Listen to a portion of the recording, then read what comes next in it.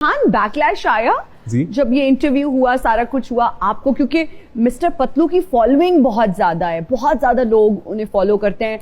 और हमारे पास यहाँ पे एक और सोशल मीडिया इन्फ्लुएंसर आई थी समिया शेख, और उन्होंने एक बात की, ये उनका अपना एक ओपिनियन था कि जी मिस्टर पतलू जो है वो ओवररेटेड हैं और ओवर हाइप्ड हैं. तो उस पे जो उनके फॉलोअर्स का रिएक्शन आया बहुत, मुझे देख के बुरा लगा और मैं ऑफेंड हुई बाकायदा. आपको क्या बैकलैश आया? अच्छा, सबसे पहले तो मुश्किल था. मैं ये समझता हूं कि कौन सी बात कहां कैसे कही जाती है, ये सलीका हो तो हर बात सुनी जाती है. एज ए जर्नलिस्ट आपका काम सवाल करना है. बहुत से लोग तो इस बात पे भी एतराज करते हैं ना, मोतरज हैं कि आपने ये इंटरव्यू क्यों किया. भाई मैं क्यों ना करूं.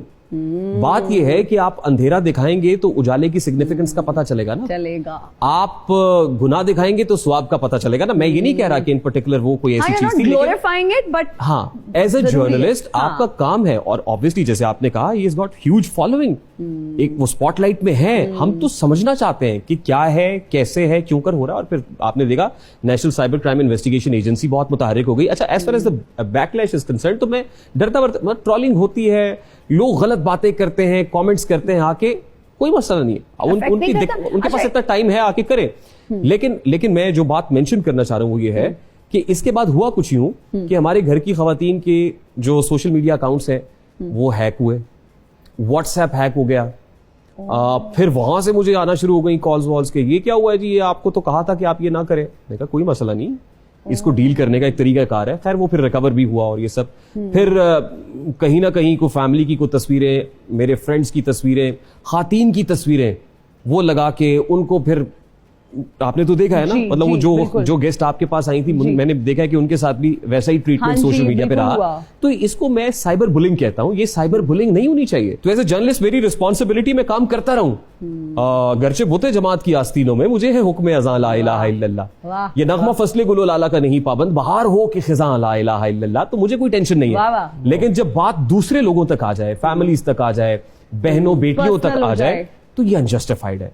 ये नहीं होना चाहिए. ये इस तरह का बैकलैश. हमारे यहाँ ऐसे इदारे हैं साइबर क्राइम को लेके, FIA they are very active और वो उस तरह से काम कर रहे हैं, या अभी उनको ज्यादा एक्टिव होने की जरूरत है? मेरा ख्याल है कि देखिए, हमारा मेन स्ट्रीम मीडिया वैसे ही इवॉल्व कर रहा है डेवलपिंग कंट्री के अंदर, वैसे ही डिजिटल मीडिया भी इवॉल्व कर रहा है. अभी हम एक ट्रांजिशन फेज के अंदर है.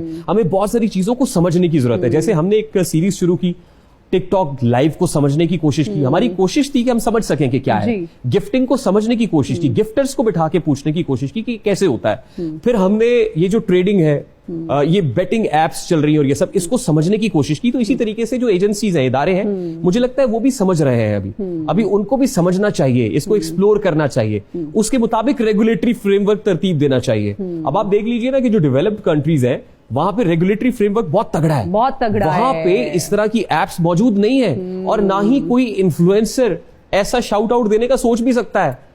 जो लोग वहां काम कर रहे हैं उनके लिए हम सॉफ्ट टारगेट हैं कि यहाँ के इन्फ्लुएंसर भी आसानी से पैसे देंगे, वो शाउट आउट भी दे देंगे, पता भी नहीं है, पता भी नहीं है, they'll do it.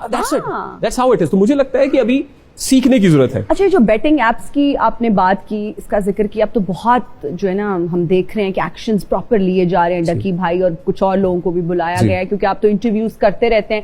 मजीद किन इन्फ्लुएंसर्स को तफ्तीश के लिए बुलाया जा सकता है? 2 खातीन का नाम सामने आ रहा था. इकरा कंवल का आया था. इकरा कंवल का नाम तो आ गया. उसके बाद अभी 2 पाइपलाइन में थे. उसमें एक तो बड़ी मारूफ इन्फ्लुएंसर है, टिकटॉकर है, जन्नत मिर्जा का नाम ज़ेरे गर्दिश था. और उसके बाद एक और इंटरव्यूअर भी हैं, मैं जर्नलिस्ट तो नहीं कहूंगा, लेकिन इन्फ्लुएंसर भी हैं, वो काम कर रही हैं, जानते मतीरा, उनका नाम लिया जा रहा था. तो इस हवाले से जो हमारी गुफ्तगू हुई इदारे से, तो इन 2 खातीन का नाम अभी सामने आ रहा था. ओके, ठीक है जी. हाँ जी, आप बताइए ये गिफ्टर्स का क्या सिलसिला है?